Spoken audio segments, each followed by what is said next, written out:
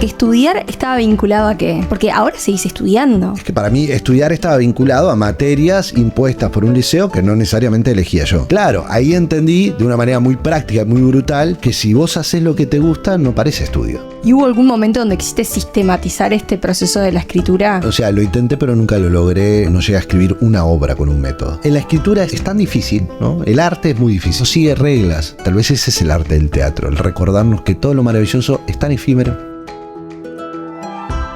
En Trazados, buscamos dibujar intimidades que al compartirlas democratizan la vida. Cómo desear lo que no se conoce. Cómo arriesgar la vida sin un plan. ¿Cómo se viaja sin ver? Trazados es un podcast de Escaramuza.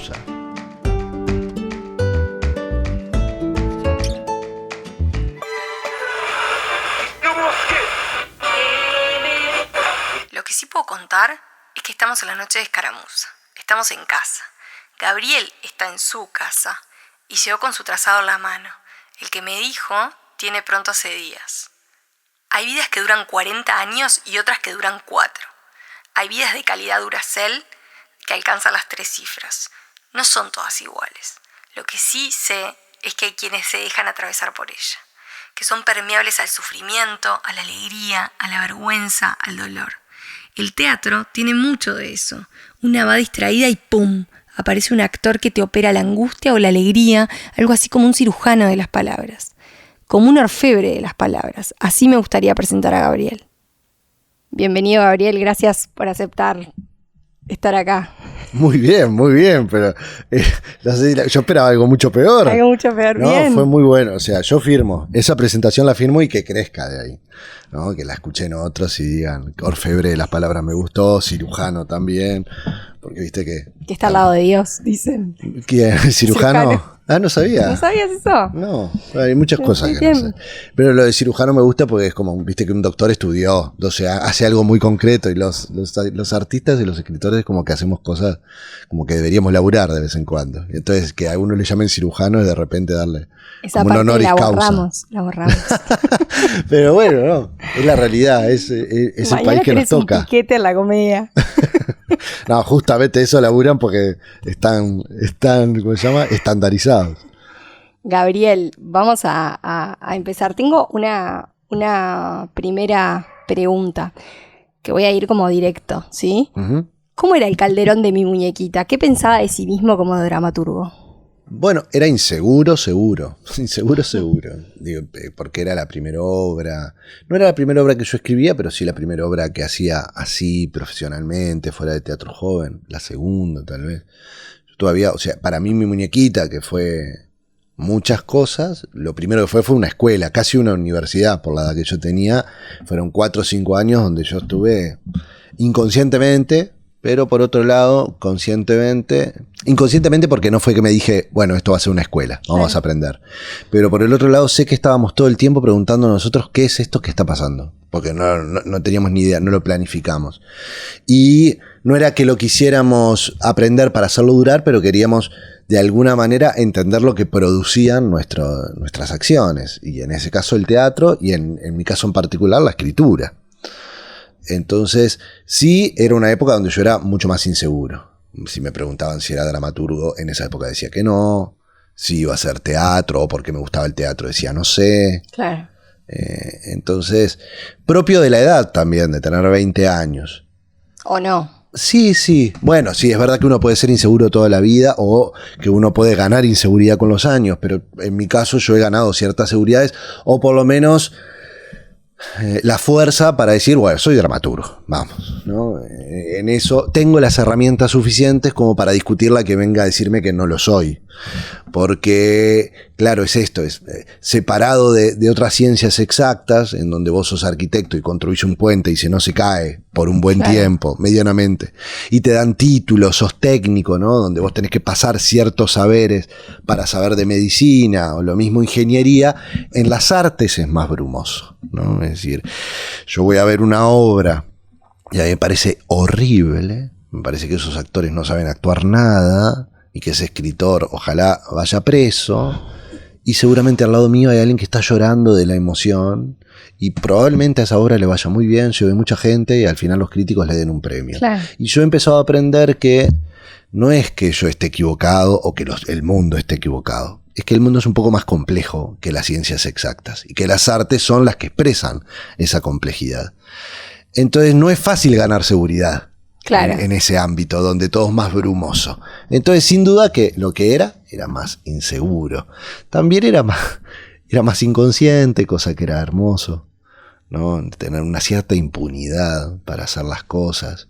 No sabías ni si te iban a venir a ver. Y en ese sentido, ¿cómo te llevas con los mandatos en el ámbito cultural? ¿No? Que está muy marcado el tema del esnobismo y de los culturales con doble O. Claro.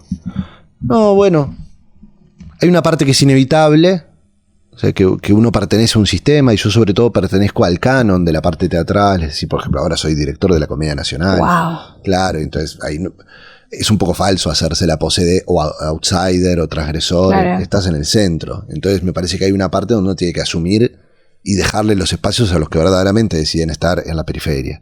Y también soy consciente de que para que haya una periferia tiene que haber un centro. Entonces que alguien haga este trabajo y ojalá que sea alguien que se lo tome en serio. Por el otro lado, los mandatos, desde el punto de vista de que yo elegí hacer teatro, eso me implicó toda una liberación de mandatos familiares, de mandatos personales, de lo que debía ser la vida, la seguridad que debía optar para mi trabajo, etc. Una vez liberado eso, de ahí en adelante los mandatos han sido muy personales. Es decir, las mayores presiones contra las que yo lucho a nivel profesional son autoimpuestas, en general.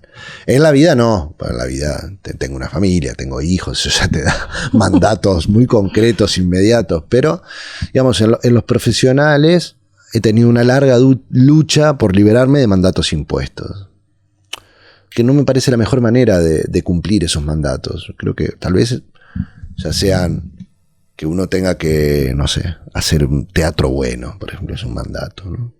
Bueno, vamos a ver, lo primero es que tiene que ser bueno para mí y la mayoría de las veces no lo logro. Claro. Entonces, algo que vos me decías hace un rato, no lo logré, pero lo voy a intentar. Ese es un mandato. Yo siempre intento cumplir ciertas expectativas que me he autoimpuesto. Después si lo consigo, ya eso es otro capítulo. ¿Cómo te fue en tu pasaje por la escuela? ¿Cuál? ¿Cómo fue tu pasaje por la escuela formal, por la escuela, la de Varela? Yo creo que la vareliana, la escuela, yo creo que me formó, a mí me fue bien. Sí. A mí me pasaban una serie de cosas. La primera es que siempre, yo ahora que veo hijos y trato de darme cuenta si los puedo ayudar o los tengo que dejar en libertad y que no cumplan los mandatos de la escuela, por ejemplo. Yo siempre tuve notas muy buenas en la escuela incluso, ¿no? Y tengo una memoria de las primeras memorias de la escuela que era que yo iba y entregaba las cuentas, era el primero en entregar las cuentas y la maestra me decía hay que inventar una nota para vos. ¡Wow! También tengo en la escuela y después en el liceo siempre la noción de que esa excelencia no era correspondida en la conducta. Pero yo tampoco, como a veces he dejado insinuar, no era que tenía problemas de conducta. Quiero decir que Gabriel quiere dejar esto claro. Yo nunca tuve, o sea, si vos tenés tal vez sote, yo muy nunca bueno tuve problemas de conducta. En el carné vareliano que siempre venía muy bueno sote muy bueno o sote, en conducta venía una y otra vez, debe trabajar en su conducta porque hablaba mucho. También sí hay una particularidad en la escuela. Mi hermana y yo fuimos primero y segundo a una escuela, tercero y cuarto a otra y quinto y sexto a otra. Y después el liceo a otro. Wow, un montón de cambios. Sí, y yo creo que eso tanto a mi hermana como a mí nos dio una, ¿cómo decirlo? Una sociabilidad extrema. Tenían que adaptarse todo el tiempo, conocer gente. Yo me acuerdo de no querer hacerlo, decir basta, ahora tengo amigos que me costó porque me sacaron de la escuela y por X razón, que no era formarnos simpáticamente o empáticamente en la sociedad, sino que eran porque mis padres trabajaban y tenían que trabajaban en otro lugar y tenían que cambiarnos de ese lugar, o en otro momento mi hermana se enfermó y nos recomendaron que cambiáramos de escuela. Entonces fueron todos accidentes, pero eso dio como resultado que yo rápidamente me podía hacer de amigos. De hecho, cuando yo fui abanderado de la Uruguaya en la escuela pública, que era por votación, ¿no? Creo que ahora lo es también en las privadas, pero en aquel momento las privadas todavía no, y en las escuelas públicas era los 9 mejores de la generación te votaban. Claro. Te votaban tus amigos. tus compañeros de No, clase. y en realidad es re poco tiempo para que te voten 2 años. No, era 1, porque yo entré en quinto a esa escuela. Claro. Y en ese quinto, al final de año, me votaron y salí primero. Y mi padre decía, ¿quién te conoce? Y hasta yo me sorprendía, pero me conocen. Y la verdad que... campaña. Sí, yo debo haber hecho Los muchísima choripanes. campaña, haber traficado nombres, haber hecho algo. Pero no, sin duda que yo le reconozco a ese cambio o a esa escuela y a cierta holgura en el nivel de las notas o de la inteligencia que estaba matrizada en matemáticas, en lengua, en todo eso, me dejaba un tiempo libre para sociabilizar y yo lo aprovechaba. Y la otra particularidad que alguien me la señaló con el tiempo era que yo siempre fui muy alto desde chico y siempre iba atrás y atrás estaban los que se portaban mal. Entonces, entre que me sobraba tiempo y la conducta no era mi destreza, tuve esta capacidad de desarrollar un carácter, digamos. Bien. ¿Y en el liceo? Y en el liceo fue un cambio muy grande, porque en el liceo yo paso a hacer todo el liceo en la Sagrada Familia, que era un liceo privado, también yo había hecho toda la escuela pública, y mi hermana igual, y así hice algunos cambios. Los primeros es que me dejaron quedarme mis padres, ¿no? En un momento en cuarto creo que mi padre me planteó, bueno, ahora tal vez tenés que ir al liceo público. Yo dije, ay no, por favor, pero no, porque me costó esta vez, me hice mis amigos. Ya estabas también acostumbrado. en un liceo, claro, y en un liceo privado había mucha más gente que venía de la escuela propia privada de ese colegio que era la Sagrada Familia, y yo sentí mucho más la idea de outsider, que en las escuelas había como una movilidad más grande. Más flexibilidad. ¿Y en el liceo en qué materias eras bueno? Decías, bueno, en esta, la verdad, empezaste como a encontrar ya tu perfil ahí como de escritor o de bueno para la literatura, ponele desde el liceo, ¿o no? No, fue era todo lo representativo. contrario. Una de las primeras paradojas que yo trato de develar como dramaturgo es por qué me dedico a leer y escribir si lo único que no supe hacer durante toda mi vida era leer y escribir. Yo tenía muy buenas notas en todas las materias y en el liceo, por ejemplo, siempre tenía 11, 2, yo salvaba todo en diciembre, salvo idioma español, salvo literatura, que me las llevé sistemáticamente, que las tuve todas, vos agarrás carnés y creo que no hay uno que sea 6, siempre estuve en 4 y en 5, fui a recuperación, y en filosofía me iba bien, en inglés me iba bien, en francés me iba bien, pero en idioma español, y yo lo detestaba realmente, no era decir, o sea, hasta el día de hoy recuerdo como uno de los peores escritos, el escrito de los tiempos verbales, en segundo de liceo, creo, de idioma español. O sea que cuando tuve que elegir humanístico, biológico o científico, para mí la única certeza era que no era humanístico. Yo descarté humanístico y tuve que elegir entre biológico y científico. ¿Qué hiciste? Biológico elegí y hice medicina, sexto de medicina, y ahí cuando me fui a anotar a la facultad me cayó una ficha de que eran 8 años y medio el básico, más 4 de especialización. Dije, en mi vida le voy a dedicar a algo 12 años. Y salí corriendo a la Facultad de Ciencias. En la Facultad de Ciencias, que eran 4 años, dije, ok, bien. Fue donde tuve mi crisis vocacional, porque tuve un profesor al que le mando un abrazo, que hace poco estuve en su clase otra vez. La Facultad de Ciencias es de todo, ¿no? O sea, hay desde química, matemática, biología, paleontología, astronomía. Y bueno, yo hice ese cursillo introductorio, lo salvé, y ahí tenías que elegir 1 o 2 laboratorios. Yo elegí paleontología con Richard Fariña. Y me acuerdo, claro, todos mis amigos iban a universidades públicas que el primer año estaba lleno de gente, tenías que ir iban expulsando. Sí, tenías que estar a las 7 de la mañana para encontrar lugar, no sé qué. Yo en la Facultad de Biología había lugares para todos, los laboratorios eran de 20 personas, ascensores, era muy nueva la facultad. Era preciosa, la cantina, la biblioteca, era hermosa. Y yo me sentía el ser más desgraciado del mundo yendo a estudiar biología. Y me acuerdo que estaba estudiando paleontología y me dice, se ve que éramos un grupo de 15 y no habíamos leído un repartido que nos dio Richard. Y Richard dice, pero ustedes, ¿qué se creen que es esto? Bueno, ¿no? Está ahí tratando de salir adelante. Dice, ¿ustedes se creen que esto es estudiar 4 años y ya está? Y yo adentro mío diciendo, sí, si no, ¿por qué elegí esto y no medicina? Obvio que estos 4 años ya está. Y dice, no, esto es estudiar toda la vida. Wow. Y ahí fue mi crisis. Ahí dije, me tengo que ir a esta facultad y tengo un problema. Tengo un problema porque yo toda mi vida estudié y me fue bien justamente para dejar de estudiar. Claro. O sea, para mí la idea de esta horrible etapa del liceo y de la universidad es que en algún momento esto se va a detener. Esta mierda se va a detener. Y yo voy a poder no estudiar. Hacer lo que quiera. Y allí lo único ¿Por qué? Porque estudiar estaba vinculado a qué. Porque ahora seguís estudiando. Claro, pero es que para mí estudiar estaba vinculado a materias impuestas por un liceo que no necesariamente elegía yo. Claro. ¿No? Y justamente cuando yo tengo a los 18, 19 años la crisis y me doy cuenta que lo único que yo haría durante todo el día es algo que nunca me planteé que fuera mi trabajo, que era teatro, que yo venía haciendo taller y no sé qué. Yo dije, es que yo me podría levantar y leer una obra, de tarde ensayar y de noche hacer funciones, también escribir. Es un mundo que me gusta. Claro, ahí entendí de una manera muy práctica y muy brutal que si vos haces lo que te gusta, no parece estudio. Claro. ¿No? O sea, es estudiar porque querés saber más. Porque querés saber más. Y si no aprendiste a escribir en idioma español, ¿no? ¿Cuándo aprendiste a escribir? Con el teatro. Con el teatro. Con el teatro. O sea, el teatro fue esa universidad. De las primeras cosas que yo veo, pero la primera señal que yo tengo de que yo puedo dedicarme a escribir es con el teatro. Yo tenía un grupo y mi grupo no sabíamos qué obra íbamos a hacer en Teatro Joven. Nos queríamos anotar en Teatro Joven.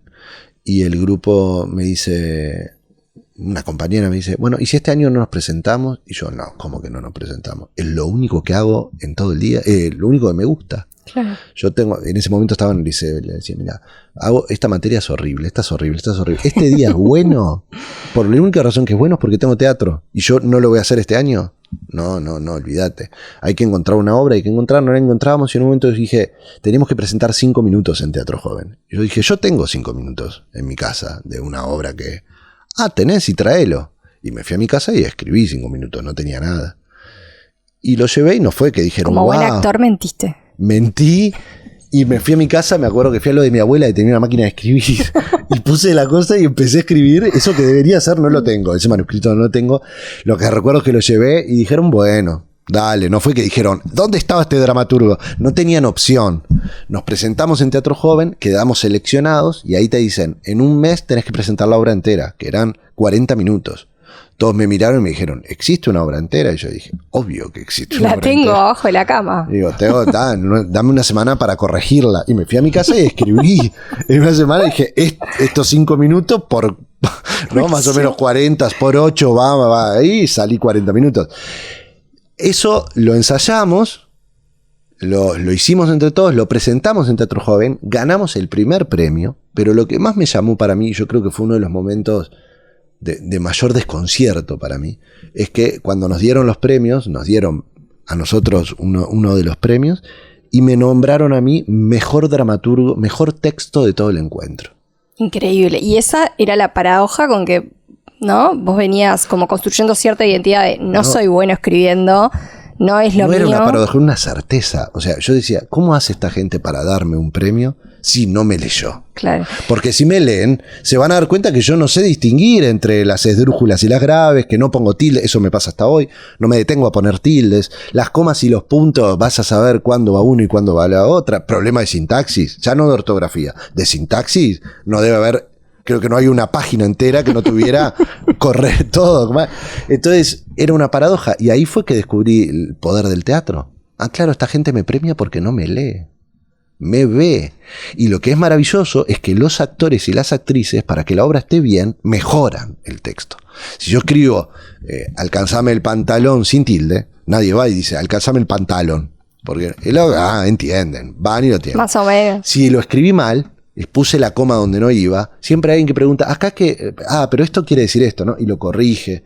Y tal vez ellos no saben las reglas íntimas de la literatura, pero entienden por el problema del drama y porque se aprenden la letra y tienen que aprendérsela con lógica, entienden, mejoran la historia. Digamos. Quiero pasar abajo un mensaje, esto lo vamos a poner después en otro tono, que este es un mensaje para los disléxicos, pueden ser dramaturgos. Es más, cuanto más errores pones, más oportunidades creativas para los actores. Los actores agradecen mucho que los dramaturgos no sepan todo, porque eso les da oportunidades a ellos para mejorar y decir, fui yo, esto estaba mal escrito, pero yo lo arreglé.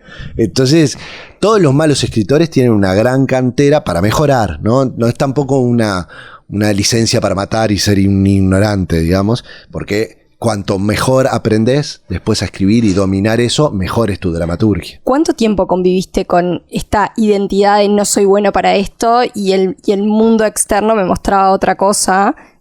10 años. ¿No tenías un premio nacional de literatura ya? No, tuve varios premios. Yo tenía la certeza, no, vamos a ver, no es que yo digo que tenía el síndrome del impostor, que decía, no soy esto. No, yo lo era. Pero nadie me lograba convencer, ni yo mismo, de que eras bueno. De que lo que era bueno era haciendo teatro y que eso me salvaba, ¿no? Que cuando apareciera alguien que supiera leer y me dijera, no, porque yo leí tu obra. No, yo no la vi, la leí. Y vos no sabés distinguir lo que es un hiperbatón, bueno, no sé, ¿no? Y yo me iba a hacer chiquitito y me iba a morir de vergüenza. Yo te diría que recién a los 28, 29 yo dije, sí, yo soy un dramaturgo. No sé si un escritor, pero un dramaturgo soy. Y hasta hoy yo creo que si soy un dramaturgo que no sabe escribir. Que lo que sabe hacer es escribir teatro, que es una habitación muy rara de la escritura, donde hay muchas cosas que están permitidas, porque lo que tiene que ser bueno es el teatro, no la literatura que yo ejerzo. He aprendido con el tiempo que si mi literatura mejora, el teatro que impulsa puede ser mejor. ¿Y cómo mejora tu literatura? ¿Cómo mejoró? ¿Tuviste profes que te ayudaron o que te hacían correcciones o que te llamaban, no sé, después de un estreno o algo no, esas críticas que son internas de alguna manera que ayudan muchísimo? Sí, yo la he nombrado muchísimas veces, pero María Esther Burgueño era una crítica, una maestra, ¿no? Una de esas personas que desde el primer minuto, desde el primer estreno, yo tenía, no sé, 19 años o 18 cuando hice Taurus, que fue mi primer estreno. Y ella me dijo, vos tenés que seguir escribiendo, vos sos bueno para el teatro. Yo no la conocía.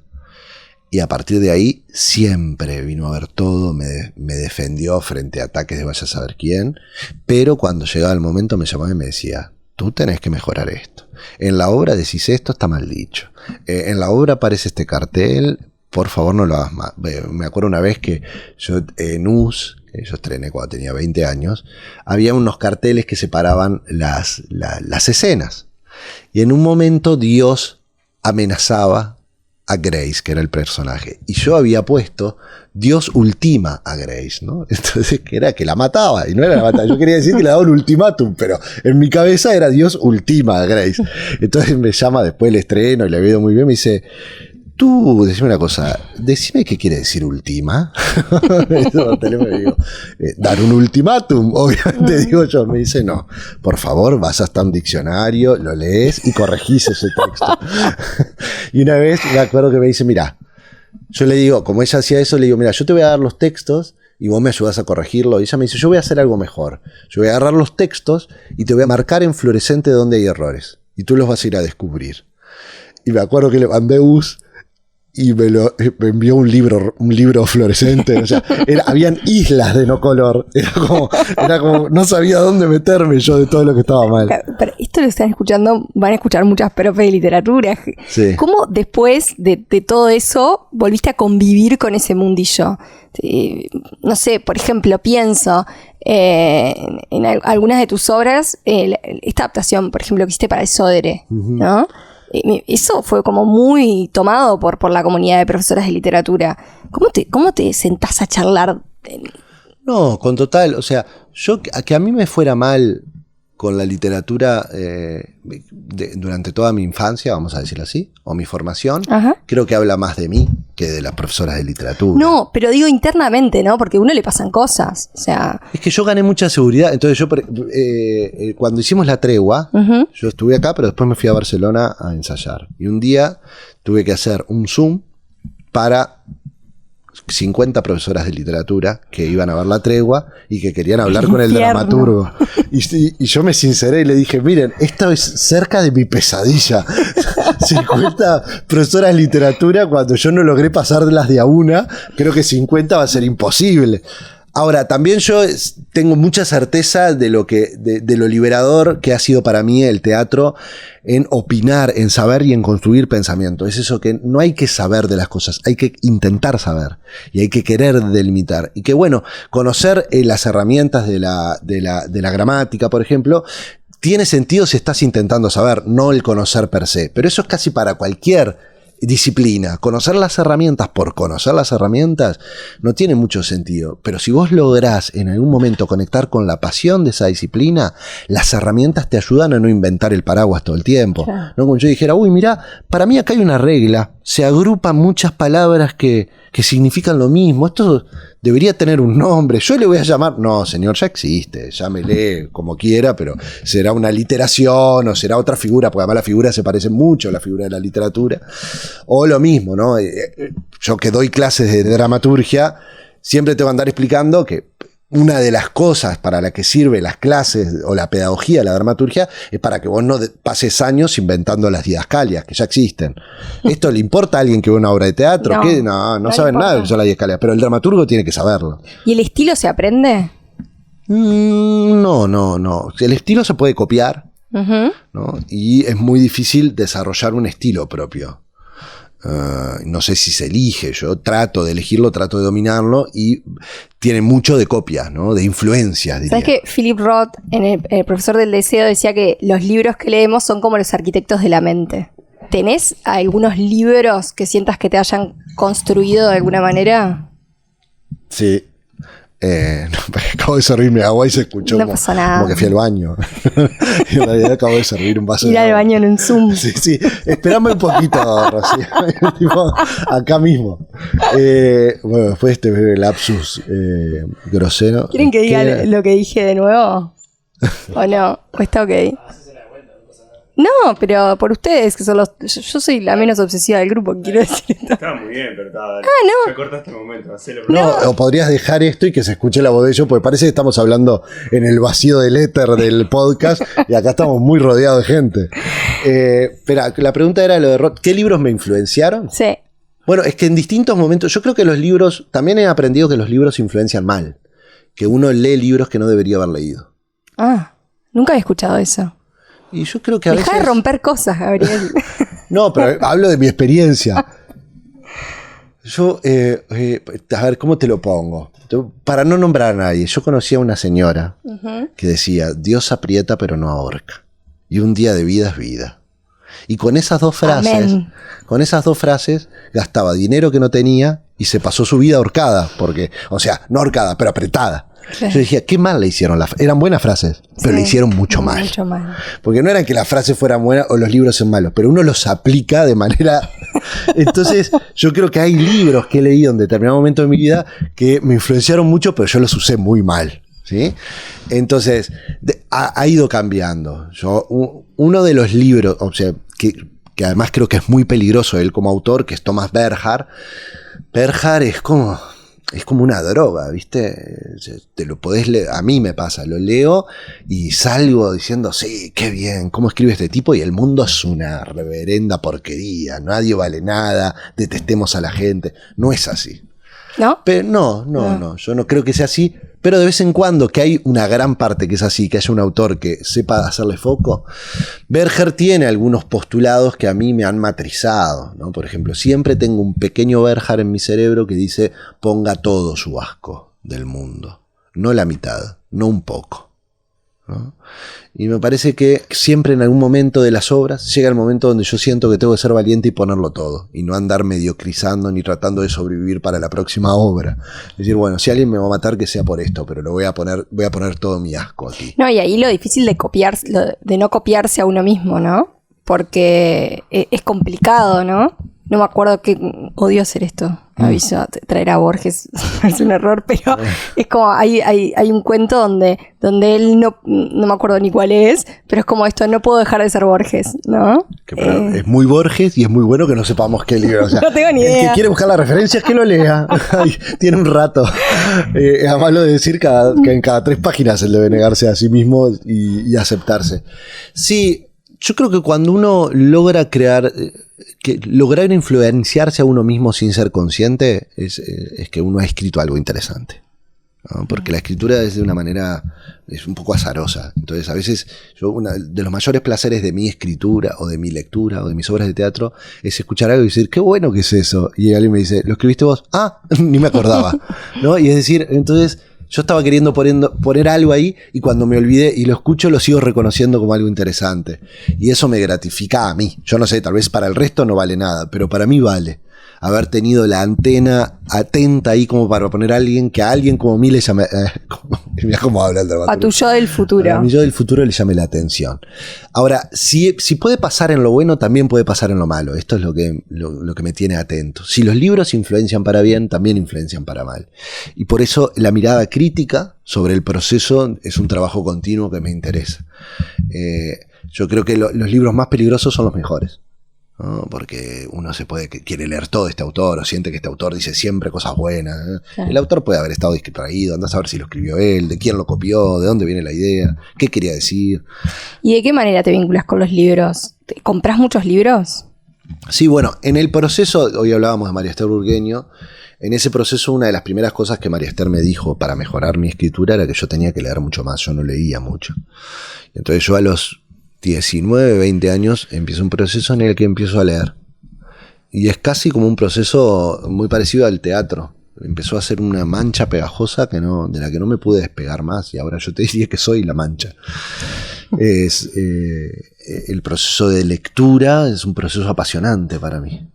Apasionante en el que, es más, yo soy escritor de obras de teatro porque soy lector. Y no podría ser escritor si no hubiese leído. Y cada vez que me pongo a escribir una obra, sé que para mí es sobre todo una oportunidad de lectura. Claro. Resolves problemas. Digo, y esta es una buena obra para leer a tal autor. Y digo, y va a hablar de este tema, creo que hay una obra de tal que lo tiene, la voy a leer. Y acompaño la escritura con esa lectura y dejo que esa lectura me influya, digamos, a la escritura. Tengo que tener la responsabilidad de hacer un acto poético que es trasladar eso, que no sea ya lo que dijo su autor, sino que lo que sea lo que voy a decir yo con otros intereses. Sí. Pero me gusta mucho y es como una lectura útil para mí, ¿no? Es como si uno comiera libros para sacar nuevos. ¿Y hubo algún momento donde quisiste sistematizar este proceso de la escritura? O sea, quisiste como decir, bueno, me voy a sentar a escribir tantas horas o voy a hacerlo en este espacio determinado. No va, o sea, lo intenté pero nunca lo logré, y cuando digo nunca lo logré es que no llegué a escribir una obra con un método. Pero, ¿y por qué lo intentaste? Porque la escritura es tan difícil, ¿no? El arte es muy difícil, por esto que yo te decía que no sigue reglas, ¿no? Vos salvás a un paciente que tiene gripe con un medicamento y en el 99% de las probabilidades del próximo que tiene gripe ese medicamento va a funcionar. En el teatro vos haces una obra con tales personajes sobre tal tema, ya está. Y ahora cuando querés escribir la misma obra con los mismos personajes, el mismo tema, no funciona. Entonces, esto le pasa a todos los que hacen arte, ¿no? Es como si yo te dijera, si vos hablas con un músico, vos le vas a decir, bueno, pero vos ya sabés cantar porque sacaste un disco que es buenísimo, así que el segundo no te preocupa, no, está muerto, está horrorizado de miedo porque no sabe si el segundo estará a la altura del primero.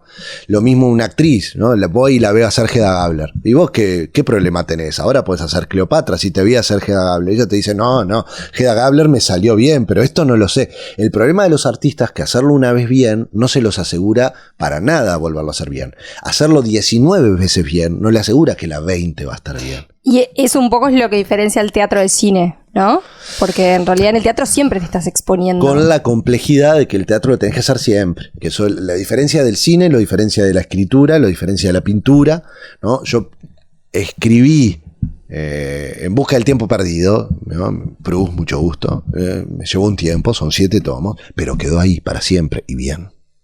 Ahora, yo hice La muñequita, no está muy mal ponerla a la altura de Proust, pero quiero decir, hice una obra que me salió bien y no está en ningún lado. Nadie la vio ya. La vio gente hace 15 años, 20 años. Todo el público joven de ahora no la vio ni la va a ver. No la va a ver. Verá una versión, vaya a saber qué, o leerá el libro, que es uno de los costados más laterales del teatro. Pero ver La muñequita, lo que era esa experiencia a las 12 de la noche con gente de 20 años en un teatro en plena crisis, no lo va a ver. Y no va a ver nunca. No vamos a ver nunca las obras de Florencio Sánchez. No vamos a ver nunca las obras de Atahualpa. No vamos a ver nunca las obras de Margarita. No las vamos a ver. Eso es maravilloso. Porque no vamos a ver lo maravilloso, pero tampoco vamos a ver lo horrible. Me da un poco de angustia igual eso que decís. Y bueno, Maravilloso. pero tal vez tiene más relación con la angustia de estar vivo que con otras, ¿no? Tal vez ese es el arte del teatro, el recordarnos que todo lo maravilloso es tan efímero. Ya pasó. Tuviste suerte, la viste, ¿no? Por eso es más importante que hacerlo bien, es intentar hacerlo bien todas las noches. Eso es lo que se entrenan. Y mi admiración absoluta hacia un actor y una actriz, que sabe que no lo puede dominar siempre, pero lo intenta siempre. Y vienen espectadores y a veces les gusta más, a veces menos, y tal vez esta noche viene tal, que es el más importante de mi vida, fue mi maestro, y a mí me sale mal. Y ojalá pudiera volver mañana, y voy, viene, me felicita, dice qué bueno, y yo estoy muerto de vergüenza porque me salió tan mal, pero a él le parece, no me importa lo que le parece a él, yo sé lo que puedo hacer. La medida del teatro somos nosotros mismos cuando lo hacemos bien. Entonces es un arte maravilloso porque se parece mucho a lo humano. Yo siempre digo, ¿sabes la cantidad de veces que yo iba a tener una reunión, una cita, y me preparé porque tal persona me gustaba mucho y fui la peor versión de mí mismo en esa cita y yo dije, yo lo podía hacer bien, ¿no? Entonces, digamos, en vez de ser un arte de la perfección, es un arte de la imperfección. Le recuerda a toda la gente que está imperfecta y fracasada que no está sola. Que es un arte y que el valor es intentarlo, yo creo. Porque también hay gente que no lo intenta, ¿no? Y entonces me parece que ahí sí hay que pautar una línea. No, la gente que no lo intenta hacer mejor, bien, superarse a sí misma, y no por el acto de la superación o por ser el primero. Por el desafío de haber encontrado una pasión que cuanto más te superás, más sorpresas y regocijos, placeres y lecciones te amplía la vida. Tu vida es más larga si vos haces tu disciplina mejor. Entonces, por eso trato de ser mejor. No por ganar, en el teatro sobre todo, no por ganar más plata. Mientras vos hablabas, pensaba en esto de que tiene el rol clave, como en tiempos de redes sociales, ¿no? De alimentar, que viste que las redes sociales tienen esto de alimentar las emociones de manera como instantánea, que se meten como en la casa de la gente, en la cama de la gente, porque medio que lo único que haces cuando te despertás y te acostás es mirar el celular. Y el teatro tiene esto de ofrecerte como otras cosas, ¿no? Otras emociones, como el espejo de tu sombra, ¿no? Muy junguiano, pero sí, eso. Sí.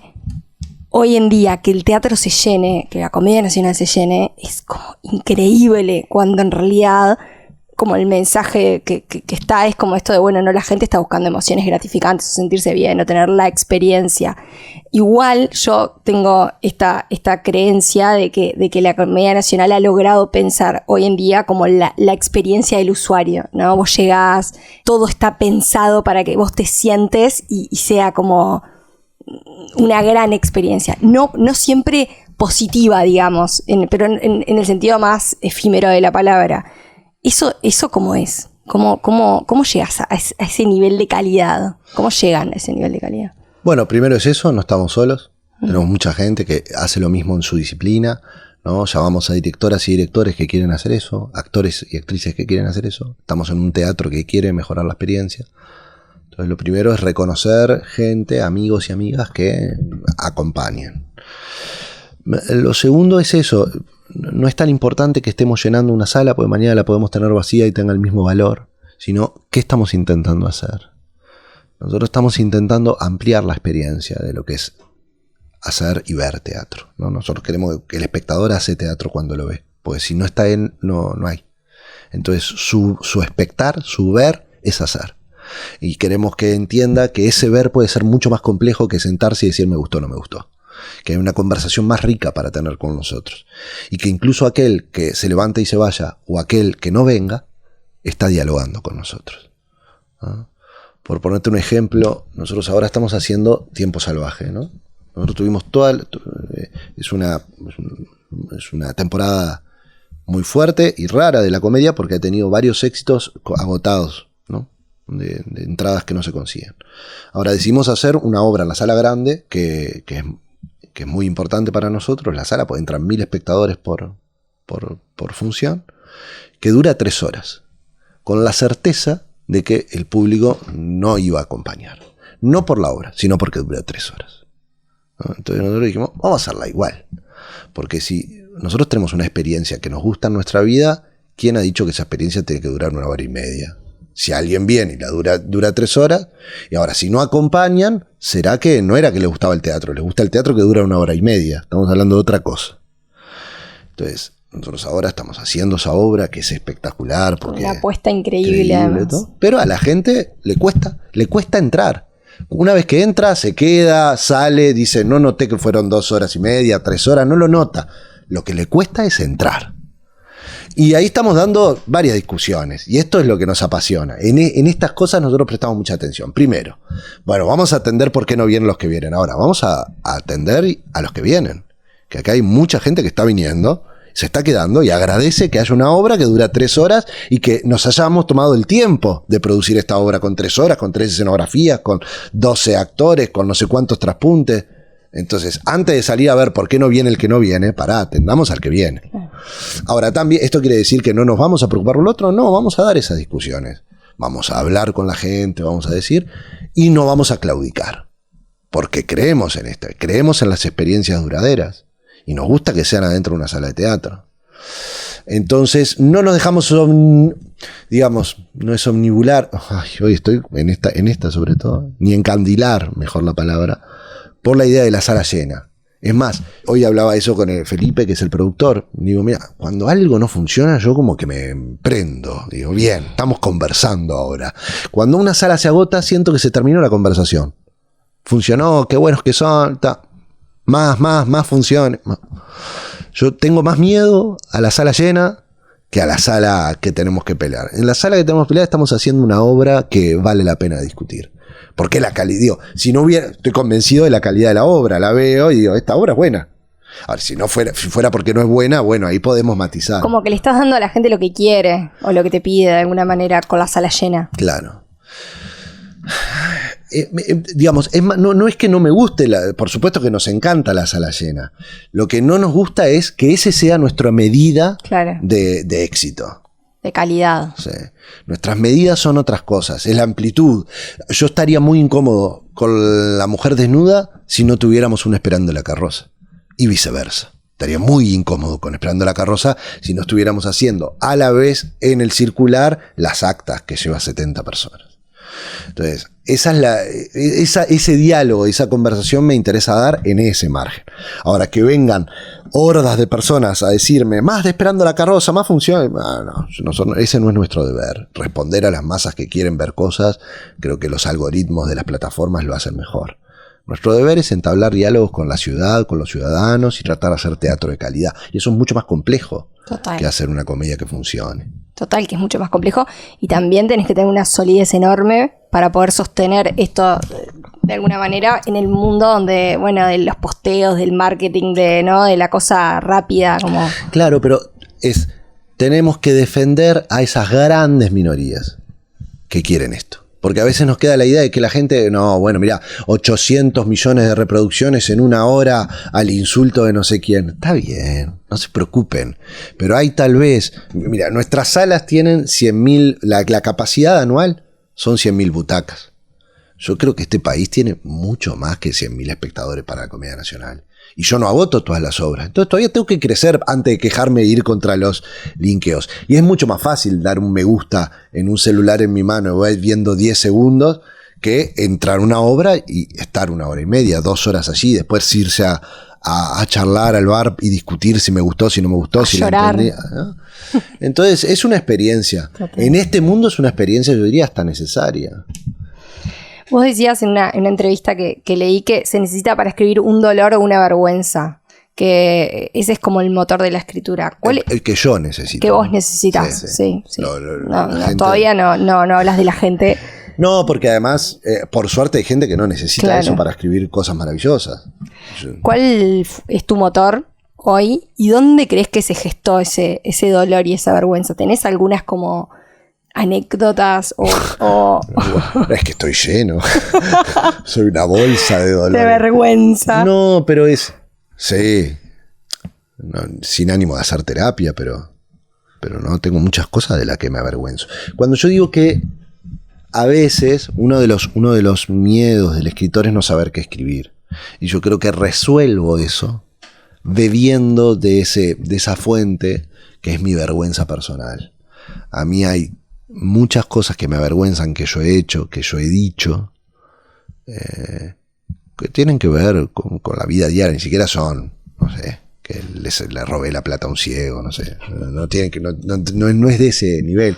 Sino tiene que ver más con haberme burlado de alguien que tenía razón, haber escrito en contra de algo que al tiempo descubrí que era de mis propios intereses, haber insultado a algún familiar injustamente. Yo qué sé, de esas cosas estoy lleno. Y cuando voy al momento exacto, me da tal vergüenza que lo único que me resuelve un poco es escribir. Y entonces por eso digo, después sí creo que cuando digo el dolor personal es que uno escribe por cierta necesidad. Necesita algo. Yo no necesidad o deseo, necesidad. Es que el deseo es una necesidad, ¿no? Vos deseas, necesitas. Necesitas desear. Pero, para seguir viviendo. Pero que el deseo sin necesidad, digamos, es lo mismo, ¿no? Pero el deseo sin necesidad es un deseo... No te voy a contradecir. No, pero ¿qué sería un deseo acá romántico? Delante de todos. No, pero dialogalo. Un deseo sin necesidad, sí, pero es, digamos, el deseo con necesidad es una temperatura del deseo. Un deseo que cuesta refrenar. Es un deseo que me lleva... Con hambre. Claro, ¿no? El deseo, sí, yo deseo irme de vacaciones, pero no tengo ningún problema, que no me motiva a la acción, es un deseo, está bien, pero no es un deseo útil a la aplicación de este concepto de la necesidad. Entonces yo digo que el dolor, no el dolor eventual, un dolor que necesitas parar, la necesidad, el deseo,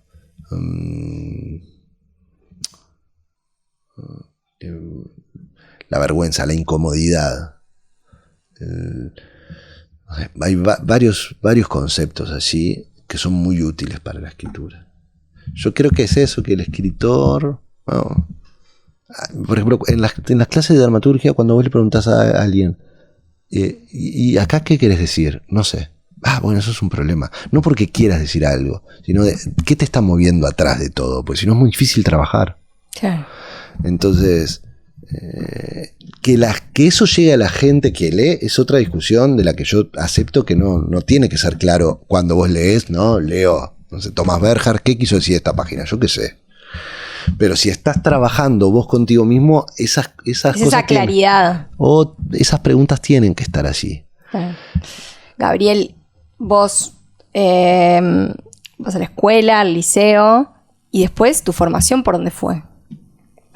Bueno, cuando yo decido hacer teatro, entro a la EMAD y estoy 2 años y al tercero me doy cuenta que yo no quiero ser actor, que quiero ser básicamente escritor y director de teatro, habiendo ganado este premio en el medio, estaba yo en la escuela y me digo, ¿y dónde se estudia? Y veo que en Uruguay no había lugar para estudiar y decido empezar a presentarme a becas internacionales.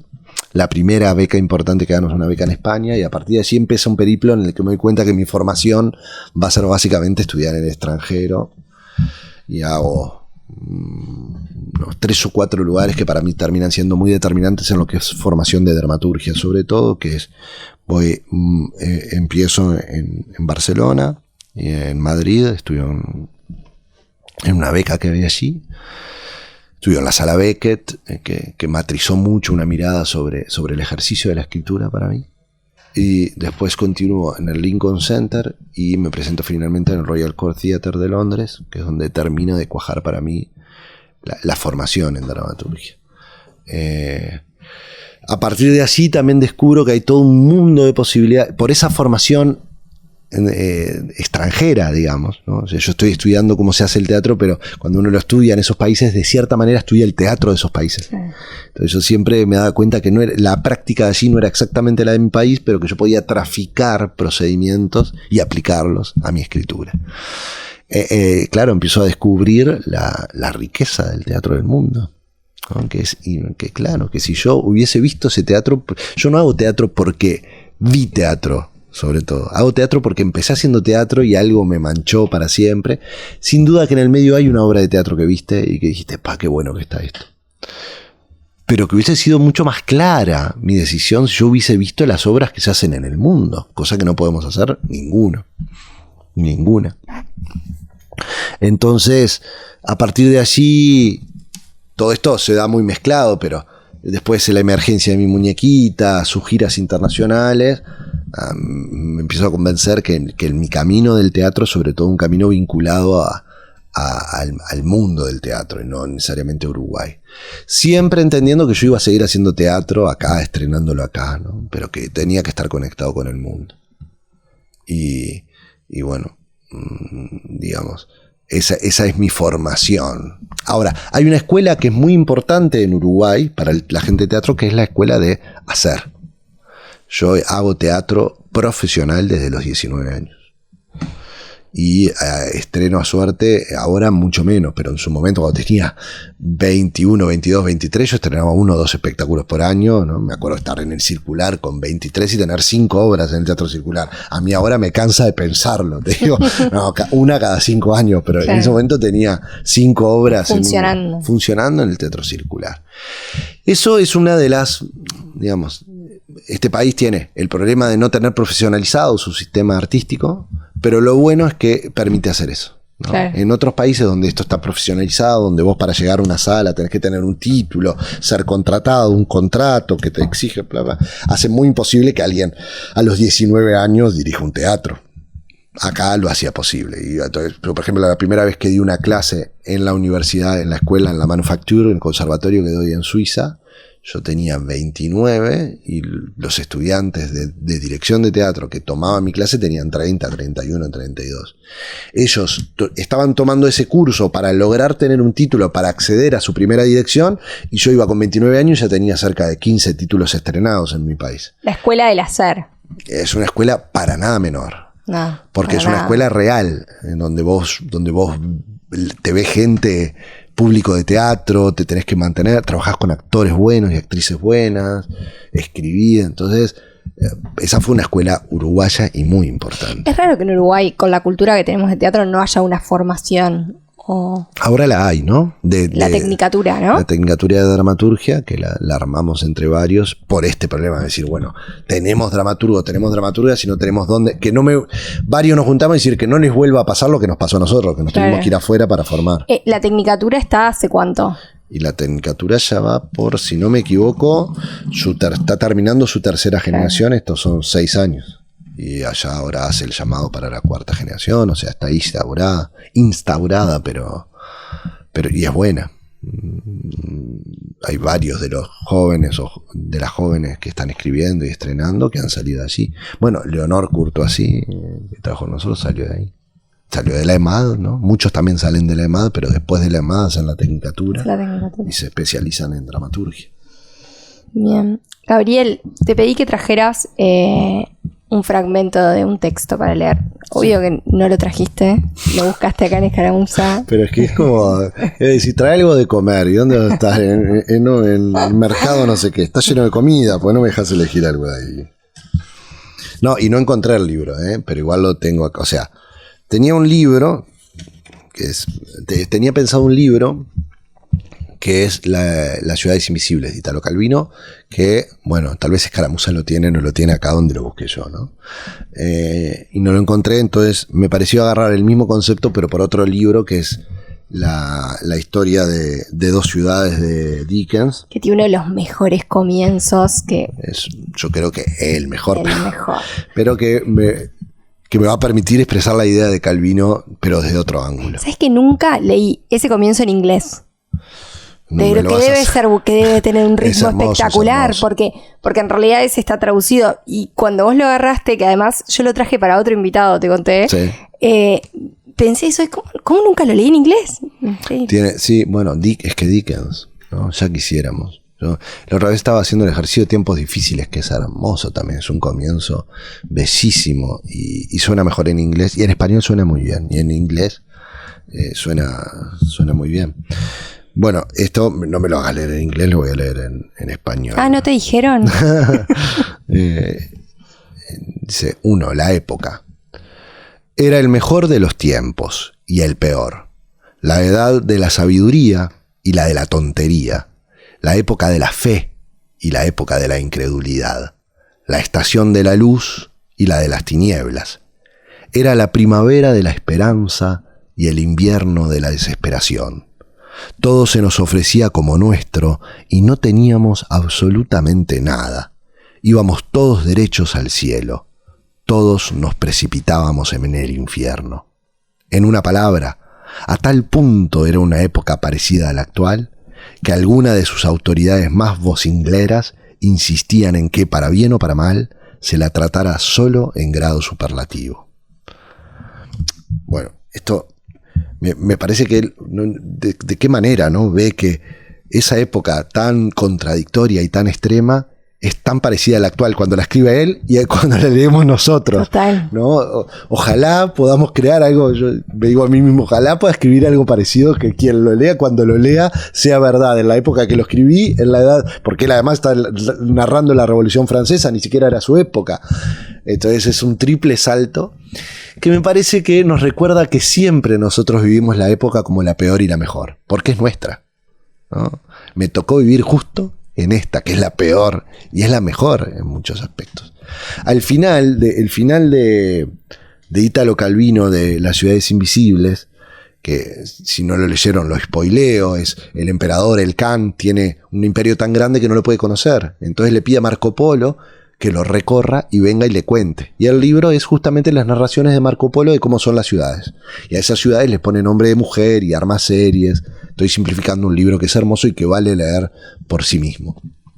Pero al final el emperador le dice, bueno, dígame Marco Polo, usted que recorrió todo el imperio, ¿existe el infierno? Y entonces Marco Polo contesta lo siguiente: el infierno de los vivos no es algo por venir.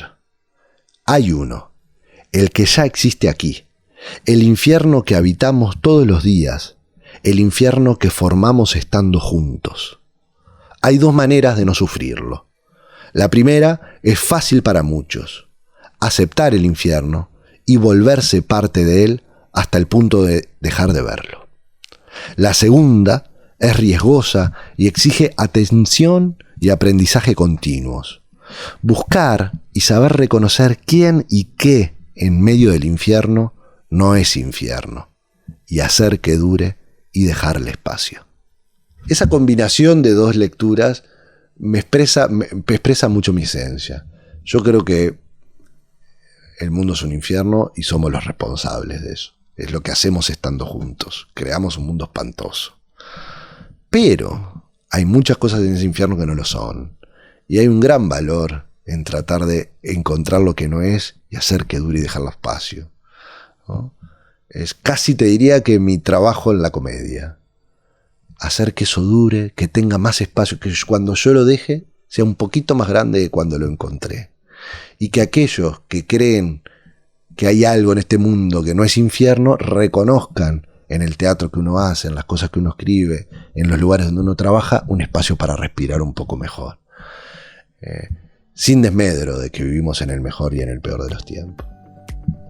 Gracias. A vos.